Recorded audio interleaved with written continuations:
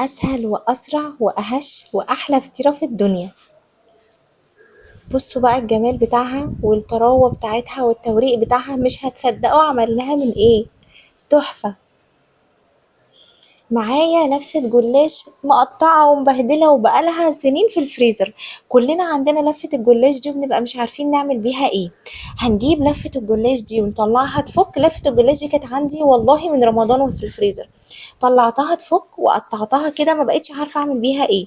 عايزين ياكلوا فطير وعايزين ياكلوا بيتزا والجو حر ومش بتاع عجن ولا خبز.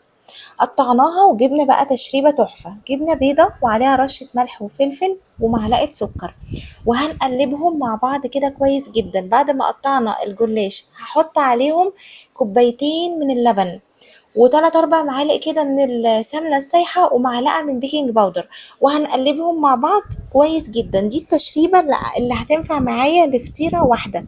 فطيره واحده من لفه جلاش واحده قطعتها وفرفطتها كده زي ما انتوا شفتوا. هجيب صينيه وهدهنها بقى سمنه كويس جدا. هرش فيها كده الطبقه اللي تحت من الجلاش المقطع ده، وهديها كوبايه من التشريبه اللي انا عاملاها. انا حاطه كوبايتين لبن، فالخليط معايا هقسمه لجزئين. جزء هحط فيه للطبقه الاولانيه، وبعد كده بقى حطي اللي عندك. انا لميت بقى كل اللي في التلاجة: فلفل، على شويه زيتون، على كام حته بسطرمه، على شويه جبنه. اي حاجه عندك في التلاجة لميها وحطيها في النص. عندك لحمه مفرومه، عندك جبن، عندك فراخ، بواقي، اي حاجه حطيها مش هتقول لا. دي كده الطبقة الأولانية، وما تقلقوش وما تقولوش مش هتستوي، لا هتستوي، هتبقى زي الفل وزي العسل. وبس شوية جبنة بقى كده تركي على جبنة موتزاريلا، ورحت حطاهم بقى كده، هيثبتوا معايا الحشوة وهيدوني طعم تحفة. انا كل ده في الاولانيه. اهم حاجه اهم حاجه تشربوا الطبقه اللي تحت لوحدها، ونشرب الطبقه اللي فوق لوحدها عشان يتماسكوا مع بعض. في الوقت اللي انا بشتغل فيه ده لازم الفرن يكون سخن جدا على درجه حراره 200. هجيب بقى الطبقة اللي فوق وارشها كده من فوق اسويها، وبرضو هعمل نفس الحكاية. هبتدي ان انا اضغطها واحط بقى بقية الكمية بتاعة التشريبة التانية عليها، بس اضغطها كويس جدا كده بالشكل ده. واحط بقى الكوباية التانية بتاعة التشريبة.